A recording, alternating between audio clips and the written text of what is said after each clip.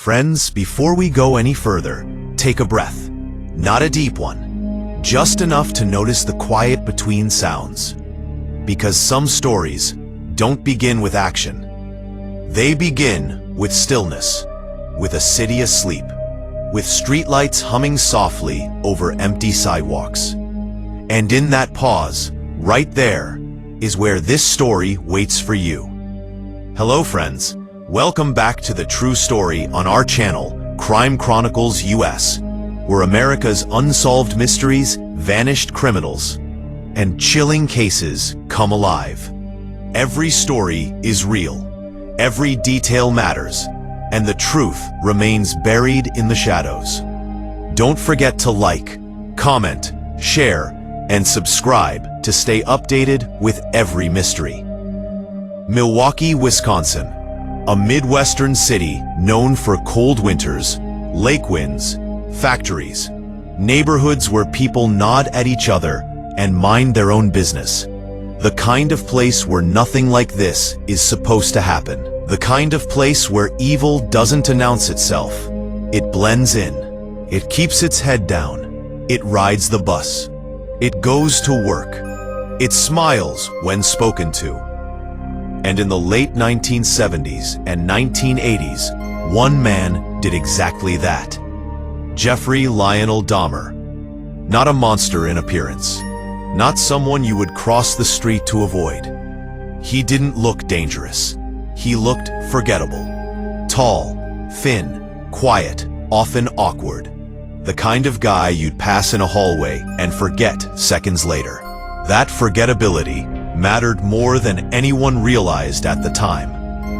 He was born in 1960 in Milwaukee, into what looked from the outside like a normal American family. A chemist father, a mother who struggled with her own inner storms, suburban homes, school days, birthday cakes. But beneath that surface, something was already misaligned, something unsaid, something watching instead of feeling. As a child, Jeffrey didn't connect the way others did. He didn't play, he observed. He didn't express emotion easily. He collected. At first, it was harmless things. Then, animals, dead ones, roadkill, bones. He wanted to know what was inside, how things worked once life had left them. Curiosity mixed with detachment. Not rage, not yet, just distance. That distance grew as he grew. By his teenage years, he had learned something important about himself. Though he couldn't put it into clean words, he felt different, isolated, drawn toward fantasies he didn't understand and couldn't share. He drank to quiet his thoughts. Alcohol became a companion early, not to celebrate, but to numb, to blur the sharp edges of his own mind. After high school, his life unraveled quietly. College failed. The military failed. Jobs came and went. He moved from place to place, leaving no impression behind. No close friends. No long relationships. Just rooms, bottles, and time. And time is dangerous when no one is watching. In 1978, the first line was crossed. A young man. A ride. A moment that could have gone differently if 1,000 tiny choices had shifted. But they didn't. The act was sudden, clumsy, unplanned, and afterward, Jeffrey Dahmer did not feel what most people would expect. Not panic, not guilt the way movies show it. Instead, a strange calm, a sense of control he had never known. That feeling mattered more than anything else. For years after that, the violence came and went, spaced out by moves, arrests for minor things, jobs, attempts at normal life. On the surface, he functioned. Underneath, the fantasies deepened. They became more specific, more consuming. He didn't want companionship. He wanted possession. Stillness, silence, someone who would never leave. Milwaukee in the late 1980s was not paying attention. Police departments were overworked. Neighborhoods were divided by race, class, and assumption. Missing persons reports didn't always carry urgency, especially when the missing were young, gay, poor, or people of color. This wasn't malice as much as blindness. But blindness can be deadly. Jeffrey Dahmer learned how to move through that blindness. He found victims in places where loneliness already lived. Bus stops, bars, streets at night. He didn't threaten. He invited. A drink, a photo shoot, a little money. His voice was soft, his manner passive. He didn't seem dangerous, because danger usually looks louder than that. Inside his apartment, the world changed. Neighbors noticed smells, strange sounds. But cities are full of smells, full of sounds. People complain, shrug, move on. Police were called more than once. Explanations were given. They were accepted. Doors closed again. And the pattern continued. What makes this story harder to sit with isn't just what he did. It's how long he was allowed to do it. How many moments existed where intervention brushed past him and didn't stick. How close some victims came to being saved, only to be returned to him because the situation seemed easier that way. Paperwork avoided, assumptions made. Dahmer himself didn't chase chaos. He avoided attention. He kept routines. He went to work. He shopped for groceries. He lived in an apartment building where people said hello in the hallway. Evil didn't knock. It rented a room. Inside his mind, something else was happening. He wasn't driven by hatred in the way many imagine. He didn't see himself as powerful. He saw himself as empty, afraid of abandonment, obsessed with control, because control meant nothing could disappear. His crimes escalated not because he wanted more violence, but because the old level stopped quieting the noise. That doesn't excuse anything. It explains nothing away. It simply shows how broken thinking can coexist with ordinary behavior. By 1991, the walls were closing in, even if he didn't fully realize it. Neighbors complained more. His apartment had become impossible to mask. And then came the moment that shattered the illusion completely. A victim escaped, disoriented, injured, barely alive. Police arrived, and once again, there was a choice. This time, the choice did not slide past. Jeffrey Dahmer was arrested. The apartment was searched, and what was found there forced Milwaukee, and then the country, to look directly at what had been living unnoticed in plain sight. Evidence layered upon evidence, a timeline no one wanted to read, a number that kept growing. 17 young men.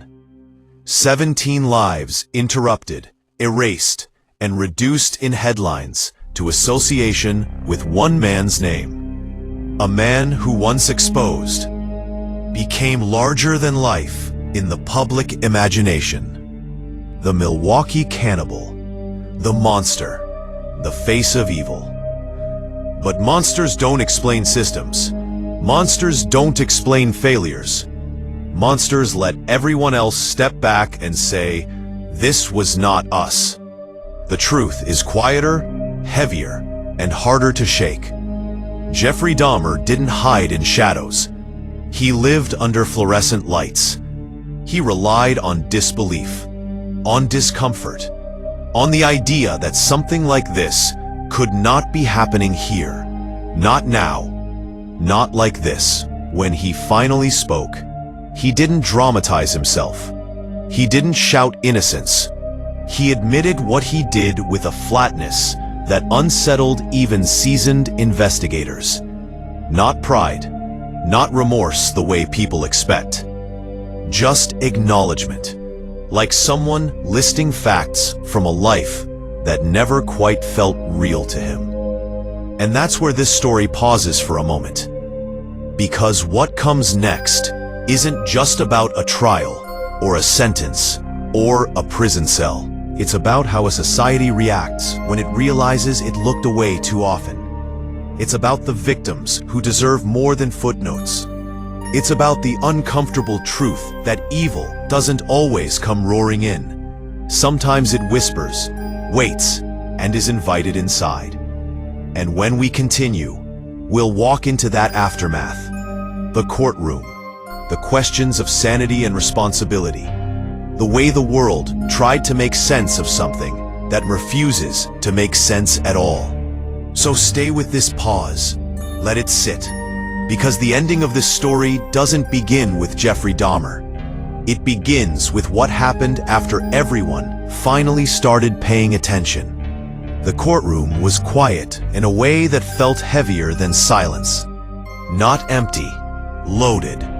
Every seat filled with people trying to understand something that refused to be understood. Families of victims, reporters, officers, strangers who just needed to see the face of the man who had lived unnoticed among them for so long. Jeffrey Dahmer sat still, almost too still, glasses resting on his face, hands folded, no outbursts, no tears for the cameras. He didn't perform remorse, and he didn't celebrate notoriety. He simply existed there, as he had existed everywhere else, like someone watching life through thick glass. The question that hung in the air was simple and impossible at the same time. Was he insane, or was he responsible? Psychiatrists spoke in careful language. Diagnoses were offered, debated, torn apart. Words like disorder, compulsion, necrophilia, psychosis floated through the room, but none of them landed cleanly. Mental illness explained patterns, not choices. It described tendencies, not accountability.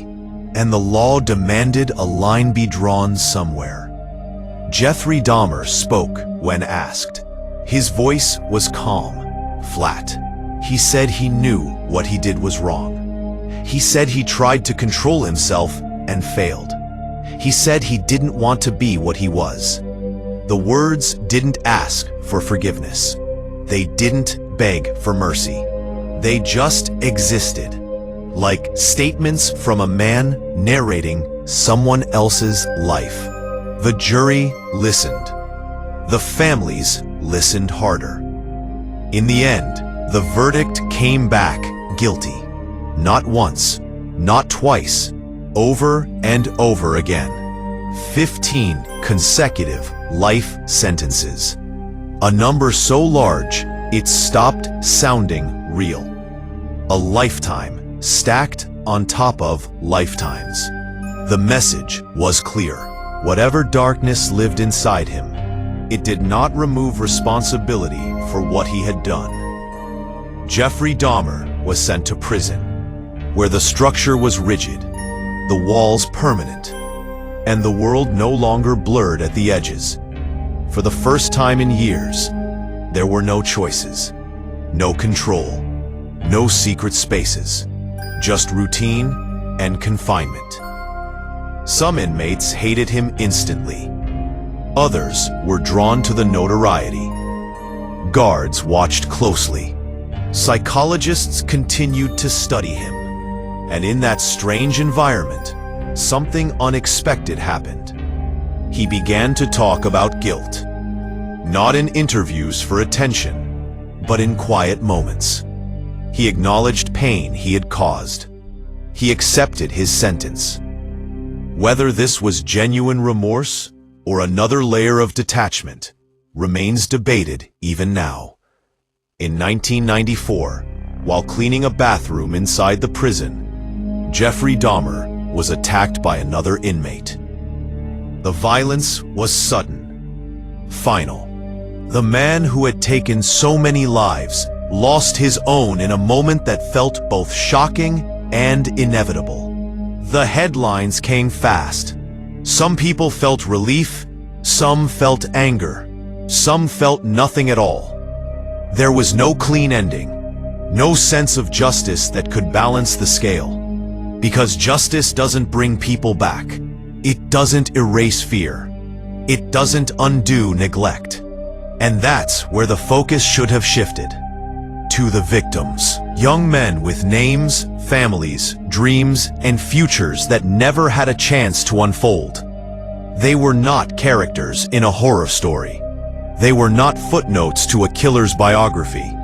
They were sons, brothers, friends, people who trusted, who hoped, who believed they were safe enough to say yes to a conversation.